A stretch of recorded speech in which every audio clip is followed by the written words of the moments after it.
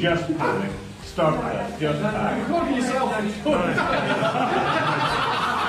Such a rap, and I painted portraits of London. She never posed naked. Richmond's favorite, Victoria's Secrets. She's got more pyramids than.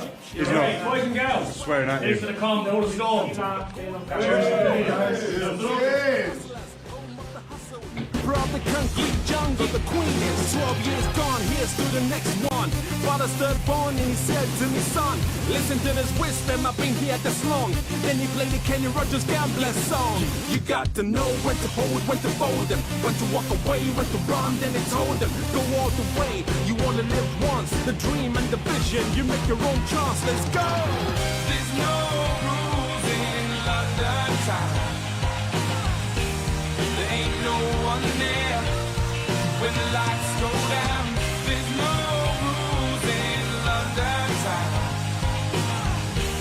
There ain't no one there when the lights go down. And it's what we fight for, with a mic in my hand for. It's what I told you when I said that we outlaws. And it's what we write for, what I stayed up all night from. Morning till nightfall, what I gave up my life for. And it's why I rise, setting my day alight. To finish what I started, it's where I'm staying alive for. And it's why I strive to achieve what to die for. Been gone a couple years, but this is my revival. Cheers. There's no rules in London town.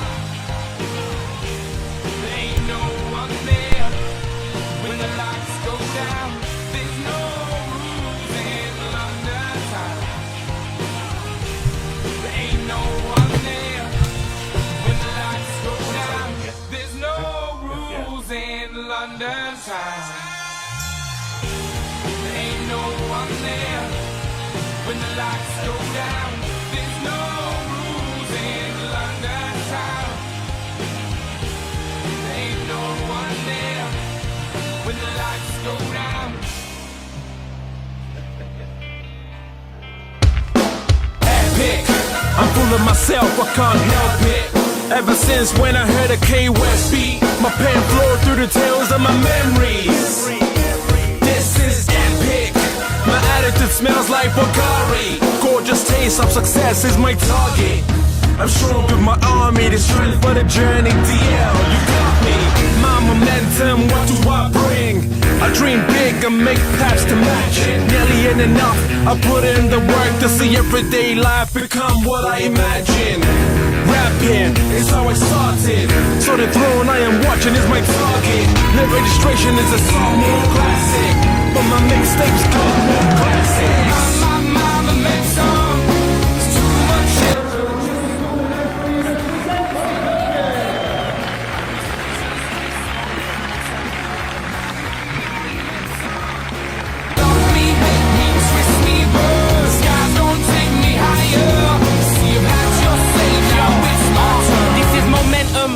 Gradually picking up speed. Planted the seed, it starts to low, it sends too deep. Welcome to the deep and they're all down around me. We got all the critics pissed like 1,000 alkies. They say the sky's the limit, but we're much higher when we're writing lyrics. Tried to hijack my image, but that's suicidal thinking, cause I'm quite distinctive. If I went to uni and did music truthfully, I would have a mic distinction. Momentum, I can feel it getting faster, right? Getting so fast, I started finding it hard to drive. Swerving, turning pedestrian, screaming as I'm passing by. Go. Hopefully that's coming across now.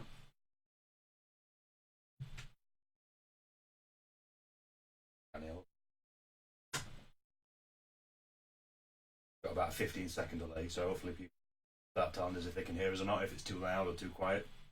Steve, you want to try yours? Yep, there's everything coming through alright. So we'll start, and obviously if it's weird or sounds weird or the video's weird, people tell us. But yeah, thank you for joining us. So it's Crazy Killing Machine, and I'm Carl. I'm Steve. And we were conscious that we've not done anything for a while. We went from doing loads very back to back pretty much throughout. and then we've had a few months where we've not done much, and largely because a lot of what we do is around the Vault Tours, and there's not been a Vault Tour for a while, but 2020 anyway. no, but 2020 and it's all starting, so we thought we'd kick it off with a bit of a, I suppose, twofold from us. We're going to try things a bit differently this year, where we're hopefully going to be able to add things onto Facebook, so it's a bit easier for people to watch, but also Just a bit of an Ask Me Anything, similar to what Alex Watkins did yesterday around the entirety of organised play globally.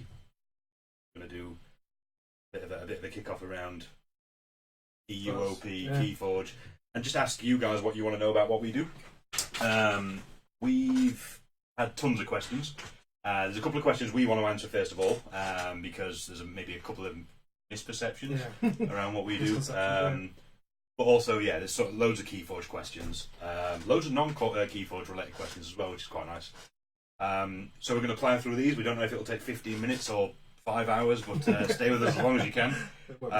We can see it won't be 5 hours. We can see the comments as well, so if you want to start firing questions into the comments, we'll try those as well. But there's some that have come in already, so this is probably where we want to. Was the first question that we want to entertain is there's people asking us around formats of worlds and things that are very FFG driven. So the first question I think that we need to answer is what our relationship with FFG actually is. Yeah, this is one thing that I think a lot of people get confused about, because obviously they see us a lot of the time working with FFG and doing all the different events around Europe and travelling and interacting with them, and they assume that means that we are actually part of FFG. We're not. We are friends with the people obviously that work there, and we've got the pleasure of obviously being invited to all the different events. They also ask us to provide the stream while we're there, since we're judging anyway. But in terms of actually working for them, we're not, and therefore we have no knowledge of any upcoming FFG things that you guys don't. The only things that we would know is if we've been invited to obviously a vault tour. We might find out a little bit before you guys, just so we can make our travel plans. Yeah, we can make. I mean, we make educated guesses as much as anybody else can that are that's playing the game. And obviously, some things get said to us that we have to keep. That's because it's purely to make it easier for us when we're travelling around, which we won't. We won't betray the trusted FFG and that out there. But at the same time, when it comes to like format of worlds, we don't know for definite, but we could probably make educated guesses on what we'd like to see format of worlds to be. But categorically, if we say we think format of world is going to be this, doesn't necessarily mean that. We do not work for FFG. We are a total separate entity, and it's the one thing that people. I suppose when we go to the vault as well, people automatically think because we're there and because we're judging and because we're very much involved that we are part of FFG. We're not. We're just very lucky that we got invited to this stuff, and they like us, and we keep getting invited back, and we love those guys. It's a really, really good relationship that we have with the EUOP guys, with Alex. We've known Alex for a while. Yep. So I think the first question I want to ask Steve is because he's done this a lot longer than I have, and Steve's the reason that I actually got involved in this. So how did we actually get into... So, a bit of a background of us. So we are, first and foremost, judges. We judge the events. We help support them, make sure that they run properly. We are lucky enough to go around the European Vault Tours. So we get to see how each individual FFG country runs their own events, along with, obviously, the EUOP guys or the European Organised Play guys. But yeah, that's been a year, I think, for Keyforge, but it's been a lot more before that. So I'm going to say to Steve how he got into judging and how I got into judging. Yeah, for me it was, I can't remember now, but 3 or 4 years ago, and I used to play Game of Thrones 2.0, the card game, and essentially I think it was the second ever Nationals, and Asmodee UK were reaching out to different stores asking the owners of those stores if they had any players that were confident enough with the game that they could come and judge at UK Nationals. The owner of the store that I was working at, that I frequent in Lincoln, was going to be there judging Warhammer Conquest, and he then put my name forward to be a judge for Game of Thrones. So I turned up, I judged Game of Thrones for the entire weekend. He then got told I got a bit of information that a new game was coming out, which was Star Wars Destiny. So, and I was encouraged to learn that game and play that game so that I could actually assist with judging that as well. And so it was then Star Wars Destiny became my next game.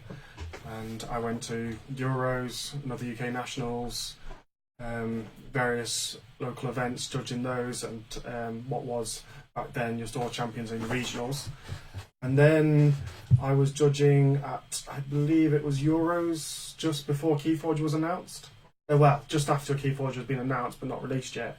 And Alex Watkins was there demonstrating Keyforge to different players. And it was, I had about 5 minutes spare judging between rounds, so I went over, I wanted to learn the game. So I sat down with Alex Watkins, he demoed the game to me, told me all this stuff about the game and how it worked, and I absolutely loved it. And then he buggered off and completely left me. And all these other players saw me sat there wearing a judge t-shirt, holding Keyforge decks, and was just like, "Oh, can you teach us how to play the game?" So I just started demoing it to absolutely everyone that came over. Yeah. I'd only learned it like 5 minutes before. And then after that, I got invited to the pre-release down in London, and then Vault Tours and everything to do with Keyforge, and now I do. Mine's a lot shorter. I got invited once, and then I just kept turning up again. And then the reason we have Carl is because I can't scorekeep. You can scorekeep, but you shouldn't and won't ever scorekeep ever again. So Steve's attention to detail is minimal, and he's never allowed. The running joke is he's not allowed around a laptop anymore. But we'll not divulge on. We'll not go into that too much because I'm sure some people are still a bit salty, a bit sore about what happened. So my question then is, and this is one that we get asked a lot, and one that we had a couple of times through the email: how do you become a judge for Keyforge any FFG game? Because I can't answer it. Yeah, I don't know. We don't know. Know the right people at the minute. Yeah. To me, it would be speak to your local stores, who can then speak to their local distributor and see if they need someone. Like if there's like a Grand Championships coming up or a Prime, get your name down to be judging it, and then your name gets out there. You do a good job. They then might recommend you to the FFG guys when they're trying to get judges. It is together. literally just that at the minute. It's just word of mouth, isn't it? It's just knowing people that know people, and then you rock up and do a good job. You get invited back. Get invited back. I think the answer to that is there's no set format of becoming a judge currently. Which leads into another question. And this is a question that Alex got asked yesterday as well, and one that we'll address lightly. Is judge programs. Would we support a judge program? And I mean, the categoric answer is yes. I think not just for Keyforge. I think all games need just an element of structure. And that means, how do people become judges? How do you have faith in the judges being good enough to run an event? You know, it's my simple answer, and Steve will probably elaborate, is yes, a judge program would be a breath of fresh air. And again, lining up that judge program with the Keyforge specific floor rules. You know, and Alex mentioned them yesterday in the call as well. So it's extra work for somebody to do, but again, it'd be welcome support from our perspective. What do you reckon? Yeah, so to me, it's that route into becoming a judge as well. At the minute, no one's got a defined way of becoming a judge. There's loads of people out there that want to become a judge. So if we had like a defined, if you follow these steps, and then you'll become a judge, I think that is a lot better than it is now. Because at the minute, you'll have seen it on the Keyforge page as well, where there'll be a random post which is just like, we desperately need some judges to come judge worlds. Then anyone can apply for it, and you don't know what kind of knowledge they have. Like FFG can't spend the time vetting those people all the time. So they have to have a dedicated program for that. I agree. So yeah, we'd definitely we'd be all for that. Yeah, we would definitely sign up. So what else? So we have got a list of stuff that we're going to go through, and some of them crossover. But again, we'll take questions from people that are watching. Let's pick Vault Warrior. So this did come up maybe 2 or 3 times. Our thoughts on Vault Warrior. Our thoughts on Vault Warrior at the minute. I don't know is the easy answer. It came as a huge shock, and I mean it was billed as this huge release, and I mean it's $100,000. It's a big old piece of work, and they got the games designer in to talk about it, and then it sort of drifted off a bit. A bit. So I'm really, really hoping. I'm glad again it got mentioned yesterday with Alex that the start of 2020 there's some serious kick-off with Vault Warrior, because I think that did a lot to kickstart the competitive side of the game. Talk better. I think it was. No, this is how I talk, Matt. I'm sorry, Matt. This is Northern English accent. This is a Yorkshire accent. So yeah, Vault Warrior. Vault tours semi-competitive. They certainly weren't competitive. They felt like people were trying to win, but still in a friendly, semi-competitive I think manner. the competitive side of it, which I really liked, was if you win a Vault tour, you get invited to another Vault tour, and you get your fights paid for, and you can go to that. So it's something to play for. And the idea of becoming a figure in the community that has gone to all these different Vault tours and they've won or they've done well, so that you can start going to other Vault tours and you go, oh, look at that guy, yeah, I saw him at that last Vault tour, oh, that's such and such. I think we need to get to that level where you've got people in the community that you know and you can aspire to be. People, because I love it in other games I've played where I sit down opposite someone and I'm like, oh my god, I saw them win Worlds last year and I've got an out. Oh, the amount of times we've sat there at UK Games Expo, oh, that guy's the all-5-hour world champion. I don't care. Fanboy a little bit. I don't care. We know the guys that win the Vault Tours, and obviously they're good players that win the Vault Tours, but I think there's that element of prestige with the Vault Warrior. I mean, my hope is that FFG pull their finger out a little bit and promote it a bit more. You know, it's a big piece of kit, and I think it'll do wonders for the hobby, wonders for the game itself. Yeah, definitely. It's going to bring in different types of people, but you're not going to see them everywhere. Yeah. And I think growing the community is always going to be better. Yeah. And if we've got something like the Vault Warrior, you've got the competitive side, you've got the Vault Tours. The Vault Tours are going to continue. Yeah, because so yeah. I mean, let's look at the way we play. You'd play in a Vault Warrior. I would hate playing in a Vault Warrior. You can't spell Vault Warrior. No, but Vault Tours for me, it's that semi-competitive. I play the game, but I don't want to sit down and call people out for naming Logos and then wanting to name Untamed and then fighting over a table. That's not my bag, but you'd love that because you're a sadist. So yeah, I've Vault War bit. We hope it happens. We hope it happens soon. We hope there's some sort of conversation about it because there's no other card game other than maybe one that we're not going to mention that does something to that extent. Yeah. Let's get up there with them. You know, let's get Keyforge some world champion Vault Warriors and get some money in their pocket. Yeah. Okay, let's go with a bit of a more light-hearted one. A light-hearted one, because that was a bit. Yeah, let's go. Oh, not that one then. What? Let's mechanics. So 3 sets in. Each set's had a different mechanic. What is our least favourite mechanic to judge? To judge? I've got one straight off the bat. Go on. Grey Rider.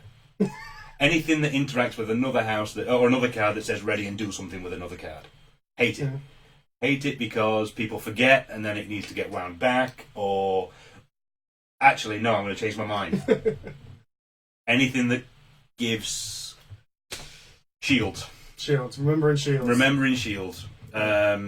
If we get called for anything, it's people with a Hadrian's Wall or a bulwark or something where they've forgot that it gives shields and they need to rewind it, but it's 3 turns ago. Yeah, something shouldn't have died, but it did die. They would have won if they didn't remember. So I suppose, especially when we're table judging them, that's probably the thing that I consciously have to sit there and remember for the players, or hoping that the players remember anyway. But I'm sat there hoping that they remember and having to stop people if they see. That's probably the one that gets me the most. Yeah, I think that my one. Or Grey Monk, something like that. Just something that gives inert shields. Yeah, my one, and I think you've mentioned it before, is cards that say target creature and some that say target enemy creature. Because obviously when we're judging, we judge in all the different countries. We go to Italy, we go to Spain, and even everyone there then plays different language decks. They've got Polish ones, German ones, and everything. And obviously we only speak English. We're English people. We only speak English, and we will barely speak English. Barely speak English. So we all sit down and we've got to watch the entire game, make sure no one's making any mistakes. Someone plays a card, and they've only got their own creatures in play. Do they? Does that card say enemy creatures? Can they just get the amber for it? And remembering the exact word on cards. Let's just try something now, so everybody knows what Wild Wormhole says. It's one of the easiest cards in the world. Try and remember now, word for word, what Wild Wormhole says as a card, and be confident. You know, it's such a difficult thing to do, sitting there at a Polish table with 2 Polish decks and having to know the cards by the image, but then having to know specifically what the word is, whether it's an target enemy creature, target a creature. It's a nightmare. Yeah. luckily, I mean, the Keyforge app is phenomenal for that, because we can have, you might see us at Vault Tours as stream judges or table judges with our phones. We're not trying to be antisocial. We are literally flicking through our phones because we have the decks in our language. We can scan it into our own phones, and then we will then be able to pull up the actual exact wording.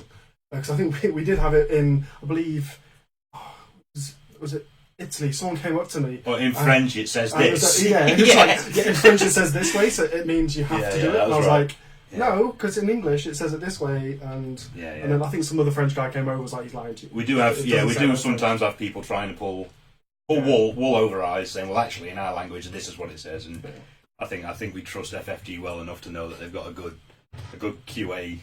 A good QA process in place to make sure that it doesn't say different things in different languages. So for me, it's definitely Polish Playgrats.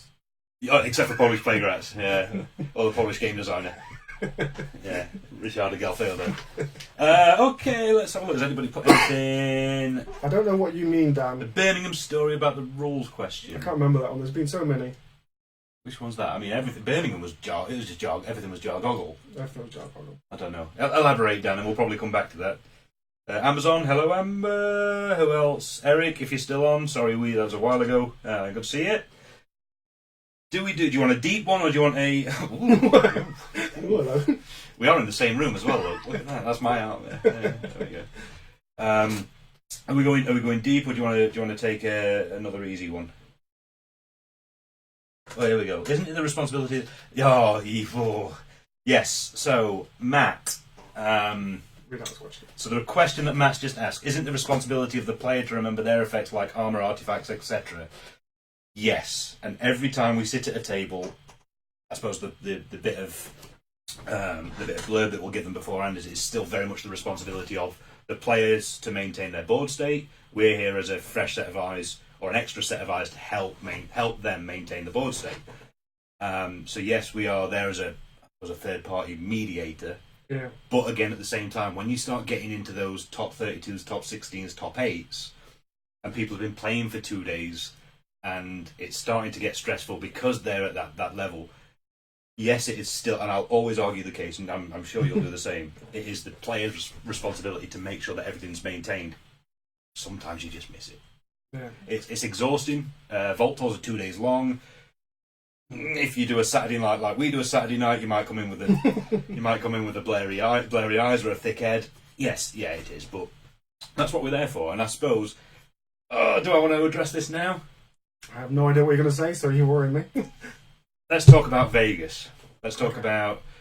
So we're not usually, and we tend to try and stay quite neutral with things of controversy, mainly because of the judge side of things, mainly because we do have a close relationship with FFG, so we don't really give an opinion as things happen. But we've never really said anything about. Internet's just dropped. We're still connected? No, it looks like my internet's just come back up. Looks like it's come back. I mean, it doesn't look like it's gone down on my phone. No? Oh. Okay, well, I'll keep going. It looks like it's gone down on mine, though. But if we're having connection issues, if anyone can tell us, it just looks like it from what I'm doing. So, are you sure? I can literally look at the stream. It's still going, is it? We're frozen. See? It's just not over now. Yeah. Let's just give it a second. It's back up now on mine. Let's see how many people have left us. Oh no, we're still going. Still connected. So, I'll keep an eye on the connection, but Vegas, so how much of that missed, I don't know. But yeah, we try and stay as neutral as possible because of the judging, because of our relationship with FFG, but we are going to talk a little bit about what happened at the Vegas Vault Tour. We're not going to, I certainly don't want to issue blame anywhere, and we're not going to say whether we thought he cheated or he didn't cheat. Yeah, there we go. So it looks like it's back. So we're back anyway, it's back. So yeah, we're not going to say whether we thought he cheated or not, because the only person that knows is him. Yep. But we'll talk about me. What I want to talk about is what could have been done differently to stop that happening, especially on a stream table, especially, what was it, top? It was definitely day 2, wasn't it? Yeah, day 2, top 8. Top 16. So this goes back to that whole judge program and that whole responsibility piece. I think, and this from a personal perspective, it should have been caught. It should have been caught. I can't ever envisage me sat at a judging table. At a game table, judging a table, where I might. You just don't miss people picking their deck up and shuffling and offering. Yeah. And the guy's argument was that he's played games for 25 years, so it was just a thing. You play games for 25 years. Your immediate thing when you pick up a discard pile is turn it over, shuffle it, give it to someone. Yeah, not just We've been judging for a while, so when somebody empties their deck, you watch for somebody picking up their deck, shuffling their deck, and giving it to somebody. So I'm certainly not calling out any judge that was sat at that table, but if there were robust processes in place where you had confidence in the ability of the judge at that table, that should have been caught. Yeah. I mean, and that's from a judging perspective. But then, even then, I think it is on his opponent as well. Like if it is. Oh, yeah, again, it goes back to that I don't responsibility. always, Absolutely. I don't always cut my opponent's deck. Like obviously, if I'm doing a casual game, but at a tournament, I will 100% always cut it. And if my opponent doesn't present it, at that point, I'm thinking something shady is going on. Oh, if it doesn't present it, that's the fresh set of eyes bit as well. Though maybe it's day 2, the guy's missed him presenting it, but the judge should catch it. Yeah, but yeah. The only thing you're there to do is to make sure that the game's running properly. So the judge should catch it from my perspective. Now, again, we're not going to say whether he did cheat or not, but I mean, we've had it at one of our events, haven't we, in Europe, where we had a player that was doing a very odd shuffle. To be fair, it was a weak shuffle. Yeah, it was very suspicious. It was sort of riffling inwards, so you could potentially see the cards. He would essentially bring his deck together, and he would riffle it all the way up in front of him, so he could see every card as it comes down, pat them together, and then present it to his opponent. Fair enough, he was presenting it, but at that point, you cut the deck, and you know every card. Well, you're not going to memorise every card, but you can look for a specific card and know which ones come next or anything like that. So it was a bit shady. At that point, it was just a case of, could you just reshuffle your deck? And he was happy to do so. He was happy to reshuffle, and then we still weren't happy, so we got somebody to shuffle the deck for him. Yeah, and his opponent... And he was just a weak shuffler. Well, he lost. He lost after somebody shuffled his deck. But, I mean, you know, there's ways around these things if you're not happy with it. So, yeah, I think that's what we're going to... Crazy Switzerland machine. Yeah, we're neutral. We're not neutral. Regardless of what happened, it could have been managed better. Yeah. And again, that's just because we don't know who was sat at the table. It could have been a new person. It could have been somebody not paying attention. I just think it could have been managed better. But at the end of the day, the guy's got punished for it. He has, yeah. He'll be missing Worlds, so you don't have to worry about that. Yeah. And that'll be good. You know, and this is nothing on that guy. That guy, I don't know him. I know other people do know him. He might be the nicest guy in the world. There were other things said about him, either positive or negative, in different forums about how he acted that event. This isn't attack. Not even an attack. This isn't a conversation about him personally. This is just a conversation about that situation. So yeah, we've gone full Switzerland. Let's have a quick look. Expectations of the new set. Let's get a bit lighter. So expectations of the new set. When would we expect it to be released, and what do we think it might consist of? So, new set's called Mass Mutation. We know that. That's come out as part of the pre-order kits and the pre-order kits and the communication. So we know it's Mass Mutation. Yeah, we've got a feeling Sanctum's coming back just from the little things that we've seen on the Crucible cast. Yeah. Which is pretty cool. Someone broke that down, a bit of a CSI. Yeah. to work out exactly what all the symbols were. Which categorically means there's no Sanctum. No. So Mass Mutation. So if we go through the sets, Kota, obviously the starter. It was everything. We went into AOA, which had Alpha Omega, which was sort of the key. And Deploy. Deploy was it? Deploy was in that. Okay, well, I just remember Alpha and Omega being the big things, and then they disappeared, obviously, in the third set. So in Worlds Collide, we've got a lot more Exalt, Exalting, and a lot more Enraging and Warding and all that sort of stuff. I personally would like to see Ward disappear a bit. I think it's good. I think it's too good. My issue with it disappearing...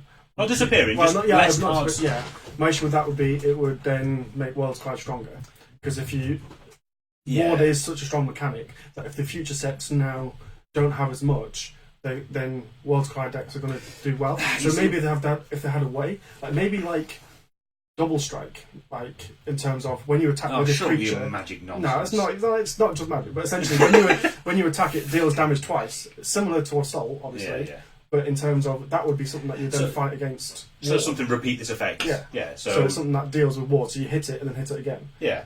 So that you like then that. have some kind like of a Seek answer. and Evil that you could do twice. Like a repeat. If you did no damage, repeat this effect. So it's a ward, then it's another. That's a good idea. There you go. Cool. There you go, Richard. There you go, Brad. Yeah. So what we were hoping is that 3 sets were going to be Kota beats AOA, AOA beats Worlds Collide, Worlds Collide beats Kota. No, absolutely not happened. AOA or Age of Ascension Didn't hit the mark, did it? just nothing, is it? It's just. It was one of my favourite. Well, It was my favourite. It was my favourite to play because obviously we like to play just like complete sealed all the time, and AOA was just great for that. It was the decks were always quite on the same level, and you just crushed. You just played, and whoever played better won. Well, Worlds Collide is very much. Did you open Saurian? It's a massive Saurian deck. You win. Yeah. So, I got this one. If you're brave and you've got a Saurian deck, you're just going to win. You know, if you've got the chance, especially if it's an Archon deck where you've got a chance to actually you look at the Archon card and say, well, here there's a Hysteria. I got to watch out for that. There's an Interdimensional Graph. I got to watch out for that. As soon if you can do that and play a Saurian deck properly, it's nothing. I mean, I personally would still put the best Worlds Collide. The best for all the Archons decks against the best Worlds Collide deck any day. I think a quality Archons deck needs to be a lot more balanced. You've got to have artifact control, you've got to have creature control, and you've got to have amber control.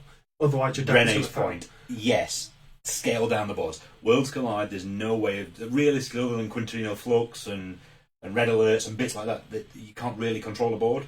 We said at the start, you get 4 creatures out, you win. I mean, obviously we were a little bit jumped the gun with that a little bit because when we first started playing Worlds Collide, it literally was just whoever had most creatures and could reap. Yeah. So it felt like every house was a sanctum. Which if you haven't sussed out, I hate sanctum just because it's that. Get your creatures out. You can't take them off the board. Reap, and win. Worlds Collide sort of felt like that, but with 7 sanctums, so it balanced itself out a little bit. Yeah, and you also have more of a downside to it. Obviously, with the Exalt, you're getting all those dinosaurs out, and they're going to be a hindrance to you if you can't protect them. Yeah. Whereas with Sanctum, obviously, you're just capturing your opponent's amber, so they're not gaining anything by killing them, they're just getting back their stuff. Yeah, sure. What do we think of the new set? So I've personally got a view on the new set that I think might happen. I'm expecting, and this is just totally out of the blue, and again, back to what we said at the start, with no prior knowledge at all, I think they're going to be dark houses. I'd love to see a dark Sanctum. This. Dark Sanctum seemed pretty cool. So if Sanctum came back, but it was Dark Sanctum, and they did something different, with it being mass mutation, so the house has come back, but in a different way. See, we've kind of seen that with Opal Knight and Onyx Knight as well. They're obviously 2 sides of a coin. Well, when you read the lore, like there was the whole Sanctum Dis teaming up thing, and actually that was a thing. Yeah. So I think maybe there's a part of Sanctum that has that relationship with Dis, and there's been some sort of cross. I don't know. I think that'd be an excellent. I keep looking down. So if you see me looking down on Rudak, we've got the comments underneath. Sorry. I'd like Sanctum, maybe a dark Sanctum that'd do some sneaky stuff. So a mixture of. Yeah, but that doesn't then fit in with the name of mass mutation. Like, doesn't it? Not really, because it's not really a mutation. Like, it could be a Dis mutated some Sanctum guys and made them dark Sanctum. I think that could be a. Yeah, potentially. A thing. That's more like corruption, though, isn't it? Then you've got the cards like what's the anomaly, the lateral shift. The artwork for lateral shift, where it's a Grand Star Alliance, whatever it is, that looks like it's been turned into a fishman. Fishman. A fishman. You said fishman. Yeah, fishman. Zoidbergs. We're good at names. So that's what I think that might happen. I think something that would be cool as a mechanic would be similar to how you have your mega grons and your mega Alakas, mega Alakas and stuff like that. Is the chance of a card in your house becoming mutated. So instead of it being like a maverick or anything like a random, it gains something like a keyword from one of the other houses. So obviously shadows are really known for their elusive. So you could end up having some big sanctum guy that would never normally have elusive, but it's been mutated and got that elusive keyword. Yeah, don't mind. Pretty cool. I don't mind. Or obviously you can do that between any of the different houses. I can't think of any others over the top of my head of elusive. It's pretty impressive. Yeah. So any questions in here? Tide in set 4? No. Tide in set 4. Tide wouldn't, I would love it if Tide was never a thing. They just chucked it in there just in case. Well, it's in the rules now. Watch so this. It's in set 3. Watch the world. Watch the world implode. But I think Tide will come out whenever these fishmen come out, and if they do come out, then it kind of makes sense, doesn't it? I think Tide. I think if they made set 4 changing the battlefield, that'd be a bit early for me. I think start having an environmental impact. I think that'd be too much. Yeah, you need and that'd be like that. You wouldn't be getting new players at that point. I mean, they're quite aggressive new mechanics, aren't they? Yeah, and it'll make it quite interesting in the long run, but we don't need it now. The game is still everyone's still hyped about any little new thing that you add to it. That you don't need to whack a big thing in like that. Just change it a bit. Yeah, it's like a little bit at a time. Absolutely. Well, Exalt. Exalt was one little mechanic that everybody's gone wild over. Yeah, and the whole. We didn't need Enrage. We didn't need. I mean, Ward and Exalt, I suppose. Ward and Exalt carry Worlds Collide, and there's no need for an overhaul yet. I think they've underdone Enrage. But I guess that's because of Brobnar being Brobnar is obviously the main Enrage, and it's not been great in this, has it? It's like you open a Brobnar deck, good luck. Yeah. Let's have a look at something else. Vault Warrior, we've said some stuff about. Do we want to talk about this? I mean, yeah, it was Ask Me Anything. So there's been very little said about Vault tours in Europe this year. So as far as I'm aware, I mean, I'm trying to know which ones have been announced. 3? Germany's definitely been announced. UK's not been announced, but everyone could probably speculate that it'll probably be. Yeah. I thought it had been announced, but yeah, UK's probably going to happen. Germany's been announced. What else has been announced? Well, to be fair, they've got announcement of all the different locations, but not dates. So yeah, at least we know obviously they're in the lines, but I guess they've just not been able to sign the proper contracts yet to make sure that they can. What was it like? What was it like last year? I'm just trying to think. Did they all come out at the same time? Pretty much. Yeah. I thought the start of the year was here's all the Vault tours. Yeah, it's pretty much. Yeah, we got. I think there was like 6 got announced, and they added a couple at the end. Didn't they? We're in February already, and we know 1. We know. Do we definitely know 1? Is there more than 1? Netherlands has been announced. That was the first to be. And France. Did France get announced as well? Yeah, France announced their own things, don't they? Yeah. We don't talk about France. So the Netherlands. Yes, you're absolutely right. Tilburg got an. Yes, Tilburg. Sorry, and Hanover have been announced. Yeah. But nothing else. No Vault Warriors have been announced. No other Vault tours have been announced. Renee's saying it was even worse. I thought I remembered it being better because I'm sure. Just going from my perspective, I booked all the time off in one go to go and do it. I guess you joined in later in the year, though. No, I only missed Eindhoven. Yeah, but there was a big gap between Eindhoven and. No, I suppose there was. Yeah. Because you. That's what we learned about it. Okay. So maybe I'm misremembering, but let's flip it on its head. Last year was the first time they did it. Yeah. You think they'd have it a bit more on top of it this time? Maybe. I don't know. Yeah, I think. I mean, I absolutely agree. I mean, hopefully my tone says that I absolutely agree that I'd probably have expected more European Vault tours to have been announced by now, just because of the success of last year and because of the. Let's have a look. There's a Vault tour. Yeah, is that announced though? It's announced that there will be one. We don't know where it is. Or don't we? Or when it is, I believe. We don't know where or when it is. No, I definitely don't. No, I didn't even know that had been announced actually. So yeah. So anyway, I'll get back to my point. Is I think with the success of the Vault tours, and with there being a new Vault Warrior series, I just expected to have heard more by now. Yeah. Because I need to book in a lot of holidays. It's a strain, you know. It's a day either side for us. That we have to book off as holiday for because we both work full time at either jobs as well. So Renee seems to know. So let's have a quick look what Renee said. Would be so if they had a site in the countries where Vault tour started. And Vault Tour Star. Yeah, we haven't seen you for a long time, Renee, so we miss you. We'll come back to that. Renee, don't leave. There's a question that we're going to answer that you might be interested in because we spoke about it before. Yeah, I mean, we're labouring the point. Just FFG, can you just do something about it? Please. Just tell us when. Tell us where you need us. Tell us where you need us and when. And, I mean, we want to be there. The whole reason we started this was, let's talk a little bit more about Crazy Killing Machine as a stream. The whole reason we started this is, it was back in, so we spoke about it at UK Games Expo saying that we wanted to do maybe a podcast or something like that because we were friends with a guy who did a podcast for Destiny, who came and judged with us at the UK Game Expo. We said maybe we wanted to do some sort of content for Keyforge because of how deep we were into it. And then we said we were going to we went to Bologna and saw the stream in Bologna, and we said we can do this and we can probably do it better. We're in quite a privileged position where we're going around all these Vault Tours anyway, and not everybody can get around Europe, so let's put the content out there for everybody. So we bought like one relatively okay camera and a really crappy mount, and I took it because Steve didn't go to the German Vault Tour, and I took it there, and because Tommy and Alec at the time asked us just if we can because they didn't have a streamer for the event.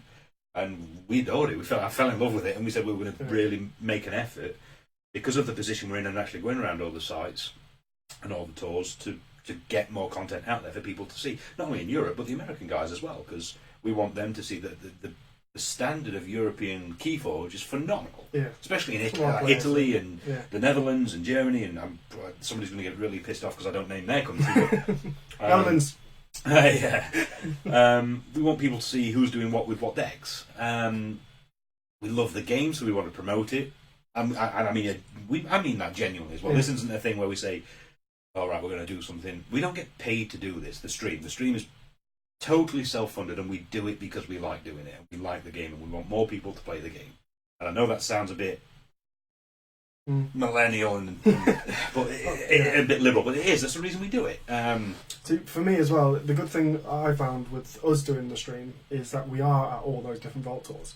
So I find with, like, I play R5R quite a lot, and we go to all the different events, and people are like, "Oh, who's streaming? Where's the stream? What's the link to the stream?" And it's constantly changing at every different event. You don't know who's going to do it. It's just some random guy with his camera. And then it's event. 3 people that end up watching it because they just don't know where it is. And it just doesn't get out there. Whereas for us, it was, here's all the different Vault Tours. We're going to be streaming all of them. This is the link. I think it's been good as well that we've given a side of it where our hand cams give a lot more information as to what's going on in the game. We have a microphone between the players so you can hear what they're saying. We don't have a commentator, but pretty much all the people that watch our stream know the game through and through. They're just there to see these players play those amazing decks. And I mean, on that as well, I mean, I'm nervous saying this, but we're always open to if somebody wants to restream it and commentate over it. I mean, we had Ross doing it to start off with. And it went down well, you know. A very good commentator, knows the game. And we had people from Archon's Corner. People from Archon's Corner. So Eric and the guys at Archon's Corner did it as well for one of the Vault Tours. We had people in Malaysia asking if they could do it in their language. Cool. You know, yes, we're not precious about this. If you want to use what I'll ask is talk to us about it. Talk us about it. But we're never going to say no if you want to commentate over it or if you want to do something different with the stream. Use it. That's the whole point of this whole thing. Is take every viewer we've got, as far as I'm concerned. If they all come and watch you and you commentate, that's the whole point. Is it's just about visibility. They're all seeing the game and they're enjoying it. Visibility. At the end of the day, we're just doing this to get people watching the game. So that's what we're going to hopefully do more of this year. Is again, every Vault Tour that we're at, we're taking the stream and stuff, so it'll all be there. How long are we? What are we on? 40 minutes so far. I think we can do a few more. A big one for me go on, here you go. was our videos as well. I mean, we did one big one for the Poland Euros, and I absolutely love that video. I don't know if everyone's seen it or what, but we've got quite a few good views on it. And we want to do a bit more of that as well, getting more videos out there that are looking at the actual community and not just a face-down camera on a table. I want people to be able to get to know the players, and obviously we need to make sure everyone's happy being on the camera. If we can do more of that as well, it would be great to actually get a lot more content out there throughout the year. So Grant's just said here. Eric's just said that Grant and here. So we just said so. Eric, they might see in the comments. So Eric and Grant are guys from Archon's Corner. I'm not sure if they're still part of Team SAS. I know they'll tell us if they are. But they were part of, or they were definitely involved with Team SAS, Team SAS. Fantastic commentators. Like their knowledge of the game is unreal. Yeah, I remember jumping into one of the streams at one event, and I think there'd been like a big rewind in my game. Where I was judging, and there was a big rewind, and we had to explain to the players what was going on. Streaming cave. Yeah, and then I went back and I listened to the stream, and like the commentator was like, "Oh yeah, the reason they're doing this is because of this, this, and this. We've got to roll it back to this point." And I was just like, "How can you get that just from literally just looking over it?" It was very impressive. we were like, and Eric, if you're still there listening, we loved what you guys did with our stream, and again, if more people are going to do that, so. Yeah, it's just keep going there. It's exciting stuff, and we're very happy to keep doing it. So we're more than happy for you to keep overcasting. You got any specifically questions you want to ask or answer, or you've got the same one sat in front of me. I'm just picking them up as I'm going through it. So in terms of then, what's more for CKM for the future? Will we go into that? More CKM for the futures that we can talk about. Yeah. Crazy Killing Machine. What are we going to? What's our aim? So our aim was always, or with the stream in particular, I always wanted to do it a bit better every time we did it. So it went from one overhand with a crappy like boom arm to I genuinely think the hand cams bring such a different perspective. Yeah. What do we want to do more of? I really hope we can do more of the big tournament videos afterwards. Yeah. I love those. So we try. It's a lot of work. The Poland video. I fell in love with the Poland videos. It's the best event, or my favourite event that we went to, just because the people we met, the scale of it was huge. It had Destiny, X-Wing, L5R, Imperial Assault, Armada. What I missed, Keyforge, obviously. L5R. And I said L5R. Okay, cool. But it had all the games. It had all the game judges. It had all the game players. It was just phenomenal. So I was quite keen that we went around with the hand cam and. We caught it. Even some of the behind the scenes as well with the judges. Staying up until 1 a.m, setting up all the Keyforge decks, and it's the bits that people that are playing don't get to see. But it's also a keepsake for us to say, well, we did that, and it's a weekend that'll stay with me for the rest of my life because it was phenomenal. Yeah. I hope we can do more of them because. Again, they're as much for me and you than they are for people other people to see. But again, hopefully you guys like them as well. Yeah. If not, we don't care. If you think they're crap, tell us, and we'll just keep them for ourselves. But I want to do more of that. I don't know. I'd like to get more people involved. Yeah. I think this is much more than a. So we've done it now. So obviously we had Ollie get involved with the Facebook stuff. We got Dan involved, who's the head judge that comes around with us, or we all go around together at the in the European events. I think if there's people that want to get involved that can become champions for the game, or do something, or bring something to the channel and the content, I think we need to start entertaining other things. I suppose the problem is I'm not a creative person. I love doing this. I like the operational side of things, but I wouldn't ever think, you know what, we could do that and it'd be better. Yeah, different things like to add to us. Yeah, because we can provide the brand and we can provide that that reach to people. The reach is what we've got. I think that's it. We've got the reach and we've got the. We can do the stream. The stream's nailed on. I'm terrible at getting information and putting it on Facebook, or getting it out to people, the information bit, which is why we asked Ollie to do it, because he always seemed to do it before FFG did it. He was there, he was like, the information that he put out there, and he's phenomenal at it, and it was the thing that he could do that we can't do, so it just made CKM better. So that's what I want. What that looks like, I just don't know. Yeah. Someone in America maybe, somebody out of Europe. I mean, we're not tied to Europe, but again, it's how long's a piece of string. We'll know what it is when somebody says to us, well, I can do this. Do you think that'd add value? Yeah, well, that'd be cool. Right, Renee, I said we were going to ask a question that you might be interested in. Somebody asked, are we going to be playing the Keyforge RPG? 100%. Yes, we are. We're so excited for this. So I've played, I don't know what your D&D or your RPG experience is, but I've played lots of full-blown nerd. I mean, this is, you can see all this stuff. There's some RPG stuff knocking around somewhere. Oh, it's all down here, it's out of shot. D&D 4.5 and 5th, they were... played them to death, played it on Roll20, played it physically. Yeah. I love art role-playing. I always struggled with deep fantasy stuff, like the real deep, like Pathfinder and that sort of stuff. There's an RPG in particular called Monster of the Week that I adored, which was basically the X-Files or Buffy as an RPG, and they're one-shots, which I absolutely adored, but I am so excited for the Keyforge RPG.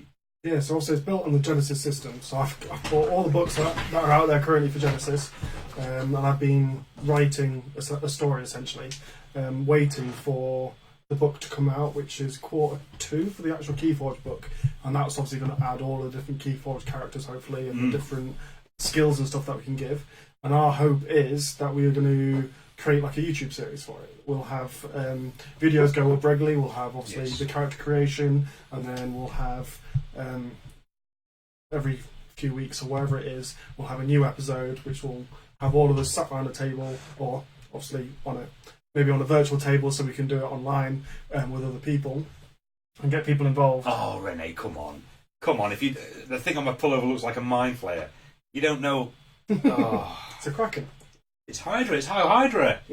Come on.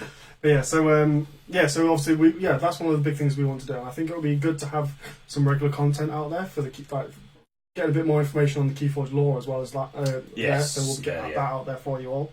We do, and obviously, I don't know, like some of you that do know us, we're obviously quite laid back, and we like to have a nice a laugh and a joke about things. So it's going to be quite a laid back session of role playing, and hopefully it'll be quite funny. I think we should be able to get that down. Yeah, I hope so.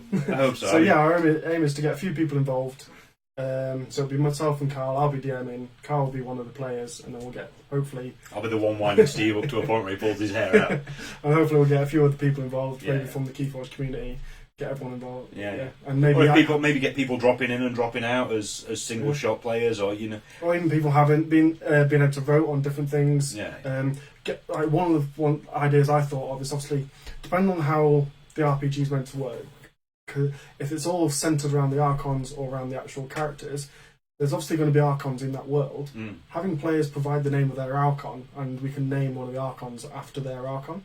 So we can have Moira the Free, we can have Ventress and stuff like that in different Archons, and have those names in there. It'll just give you something as you've been part of it. Yeah, no, I like it. Yes, I'm super excited by it. And the Q1, is it? Q2. Start All Q2. episodes Q2. Start Q2. As soon as it comes out, we'll be all over it anyway. So yeah, we're playing that. What we've done, we've got that. Plans for the future. RPG. Most memorable moment of the 2019 Keyforge season. One that I didn't want to remember too much, but also loved, was Eindhoven. Oh, right, I thought you were going to say something else. Oh, God. Eindhoven was the first Vault tour I did, and I met a group of people who decided to challenge me to a lot of games of Keyforge, and I refused to lose. And they then started challenging me as an English person, saying that I can't drink. So I tried to prove them wrong, and drank a lot. And nearly died, yeah. To the point where the next day I got taken off of judging. The professional judges, I looked like absolute death, and ended up having to sit on the prize wall handing out prizes. And the bit I don't want to remember is when I went to hand out a prize to someone and then just having to run right past them straight to the toilet and puked everywhere. See, I think I'm the only judge so far that's not had to have that day yet. I think I came close to it a couple of times. I think I was close to it in Madrid. Yeah. No, Madrid wasn't that bad. No, Italy. Oh, no, James died in Italy. Goose is dead. What's my most memorable? So, I mean, probably the most memorable isn't anything to do with Keyforge related. It was probably in Poland. It was there'll be people that are watching as well, sat outside in Poland after that was cool. After was it the last day or the second to last day? It wasn't the last day, was it? Second to last day. And just just sat in a circle. Sat in a circle round a few quiet drinks. Yeah, a few quiet drinks that turned into a few very, very loud drinks. Then we get asked to leave the venue. You know, and I suppose that's. I mean, we've forged friendships for life doing stuff like that. Yeah, we can all sit in front of each other and play a game of Keyforge for 30 minutes and then say bye to that person, which is good. You play a little game, but it's the bits afterwards. You know, it's the bits where you actually stay in touch with people. I mean, we're going to Eindhoven in 2 days, 3 days. This weekend. Just this just weekend, to see the people. just to go and sit and meet friends. meet friends. You know, it's But people no who Keyforge. initially started playing. You know, not playing Keyforge. If anybody brings a Keyforge deck, I'm going to throw it at them. But we're just sitting down and just enjoying time with people that we've met playing the game, and I'm super excited by it. Yeah, the fact the game can bring that many people together as well. And everybody will say that about any game that they play, but Yeah, I know, it's but like- not. Come on. The people that are coming, obviously, all from different countries, and we're all meeting up together. Yeah, It's going to be great. Yeah, so that's probably mine. It's probably that Poland bit, or just the entire program of seeing the same people and over again. Some And of which are that in is chat. where Aceh for the Sphere came from. Yes. And if people don't know what Aceh for the Sphere is, one, you need to know. You need to know. One, if you two, if you come to a Vault Tour and we're there, you'll find out. But yeah, it's just a Dutch drinking song or a song Yeah, about Dutch drinking. drinking song, yeah. It's As phenomenal. soon as it comes on, Yeah, you've got a it's drink. exciting. So just know that much, and that's all you need to know. I think we've gone through all the questions we've got on here. We'll give it a couple of minutes to see if anybody else wants to put questions in the chat. There's one thing that. How about I bring that deck this weekend? What's that deck? I mean, it doesn't matter. We're not playing Keyforge. You bring whatever deck you want. I'll throw it at you. We've done all them. There was one question that was asked that we're specifically not going to mention or talk about, and that was around the changes at FFG recently. We don't know anything about that. We don't know anything about it. It's none of our business. We don't want to know anything about it. We know some key people are still there. Some people are leaving. Other than that, you know what? It's I just hope everybody, that all the people that are All the best leaving, for them. that they get into something that's better. You know, they deserve better. What's in the black box, Carl? Who's saying the black box? Amber. What's in my black box? This black box. None of your business.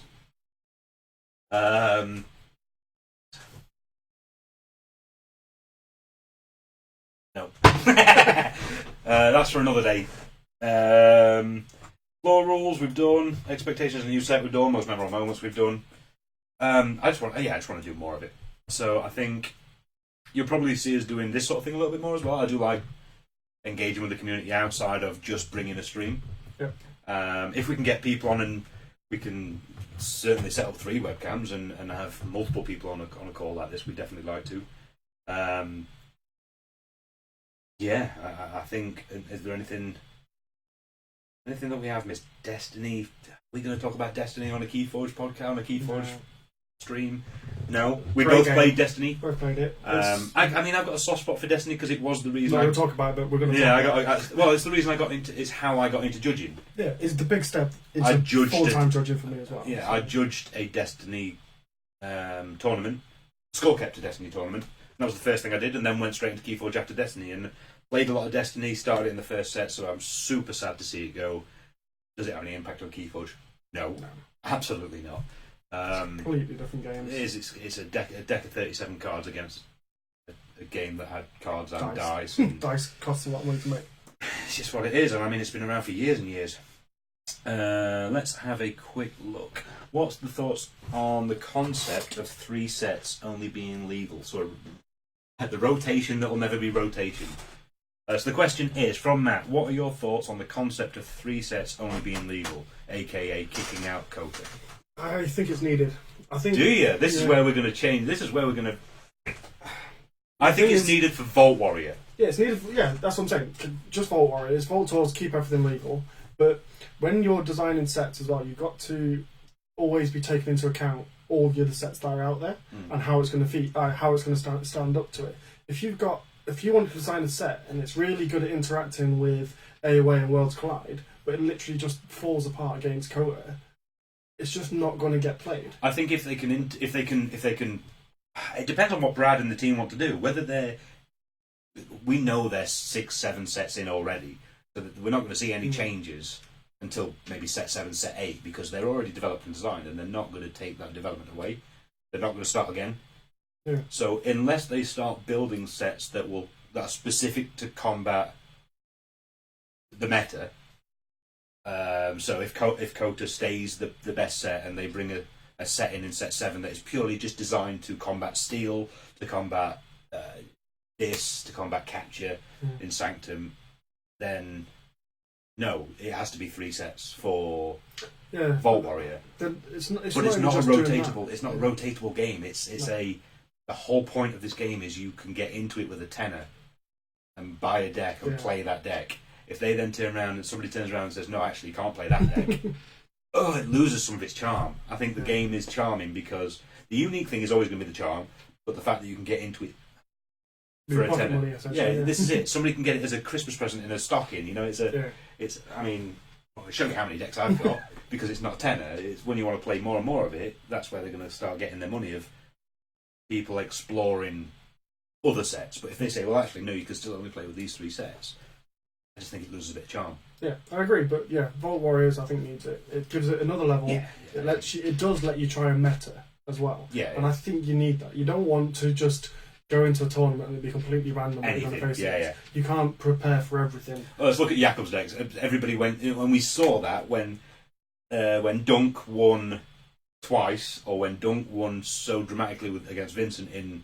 Germany, and they saw the 2 Battlefleet, 2 Key Abduction deck. Everybody tried to if I play Dunk, I know that this does well against that deck, which is good. That's good for competitive play because it gives that extra bit of being able to, you're not just playing cards. Then you've got that it's more the combat bit. But I just don't think they should limit.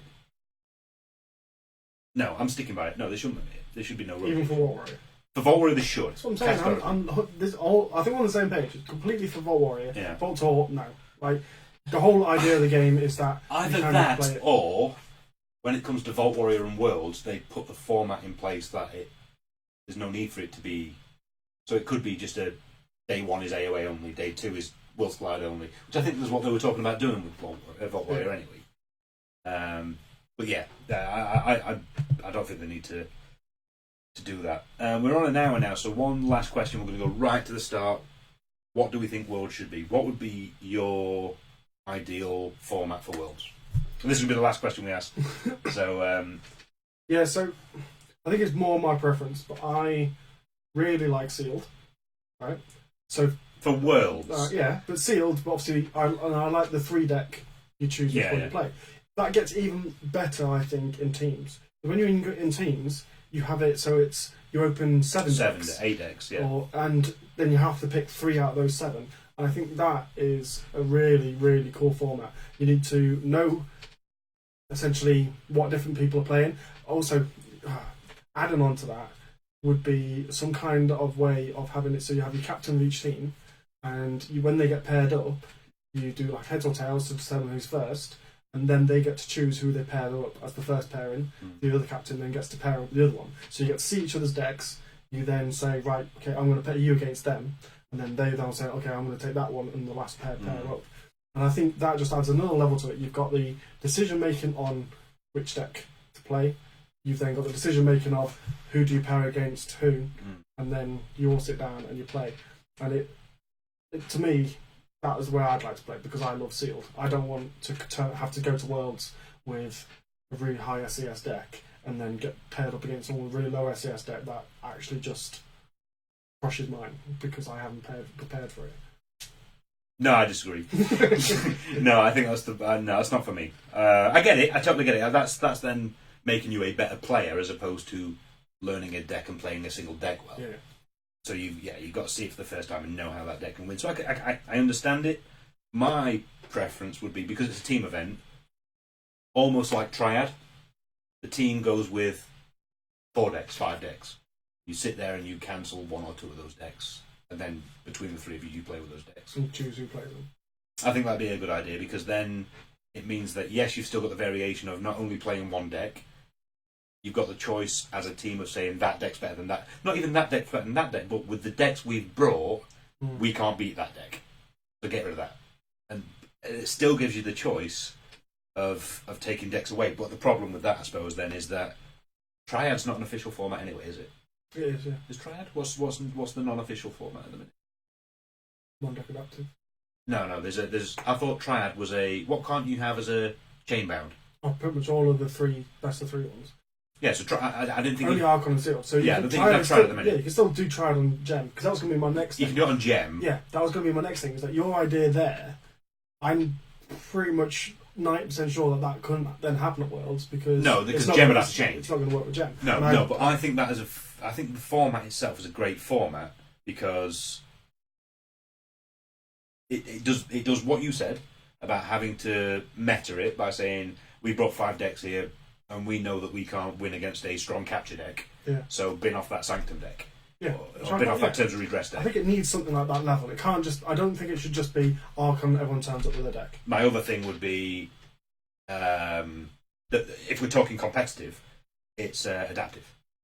Mm. Adaptive is the most competitive. Best of 3 adaptive. I still don't like adaptive. I don't like it, but it's. I like what Alex was talking about, that somebody mentioned to Alex, the best of 1 adaptive. Because why play best of 3? You don't win with the deck you brought, you should be out anyway. I mean, forget it. Play best of 1 adaptive. Yeah, but that's... You're just bidding. You're bidding on one deck. On one deck. And it's... I don't know, I'm not turning up to play someone else's deck then. Or this is why I got a bit dramatic yesterday in the chat for Alex's, because they were talking about doing a reversal vault tour. No. That's going to get about 10 people. And they'll be local people. Because I'm not travelling, one, to another country. Mm. I won't travel to the other end of Lincolnshire. I won't travel to Lincoln. And that's 20 miles away to play a reversal tournament. Because, 1, I don't want to play shit decks. 2, I don't want to play against shit decks. And, it's just... It's a painful format. I know some people really, really like it. But I just don't. I just don't at all.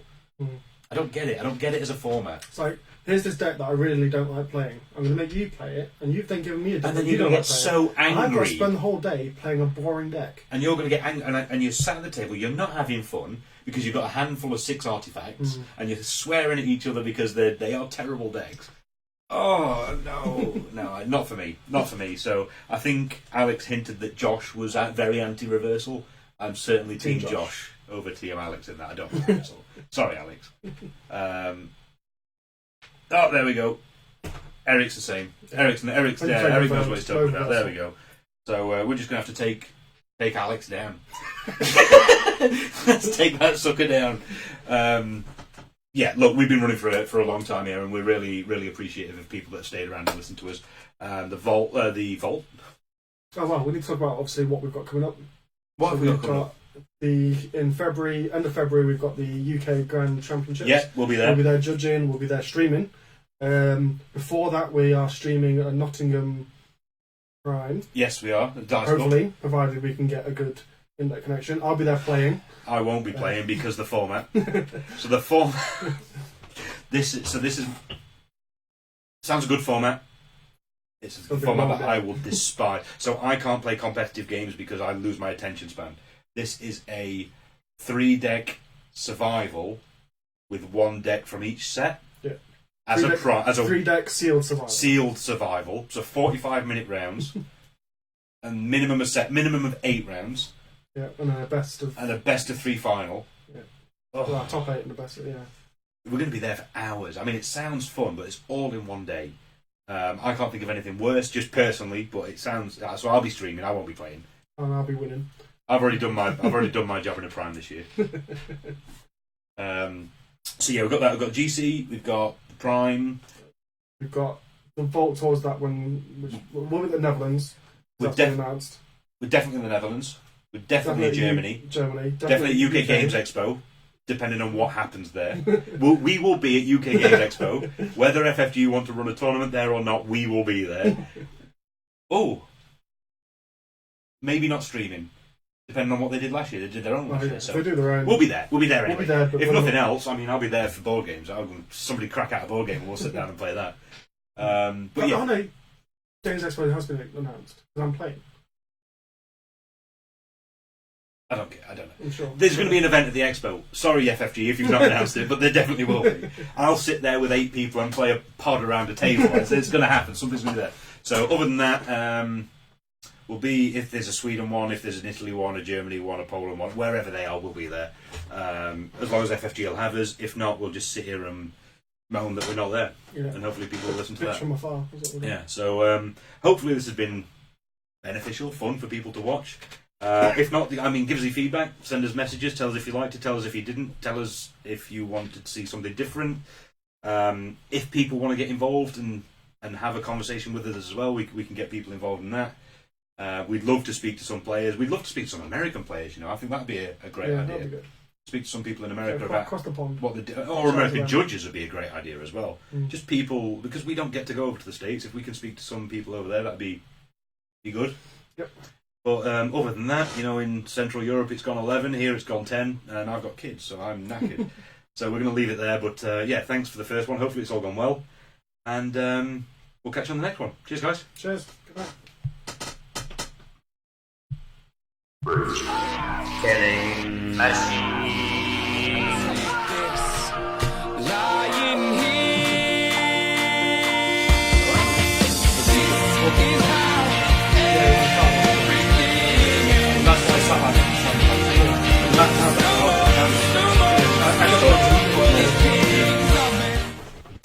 Midnight runs where the box is. Shed a couple pounds, I was jobless. Fraudsters rolling in Porsches. Get my nose clean, I'm flawless. So I think, how was the justice? Oh, did they both join it? Bankers, bosses, lawyers. Do you play fair, be lawless? London's wild, Brixton, I bleed it. Cocaine and parties, I don't need it. Ice Coast City, the skyline's bright. Devil's in the details, sirens at night.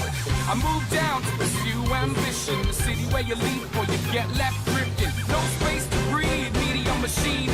Running through the storm down Oxford Street. Capital pace, the world in stages, the light down.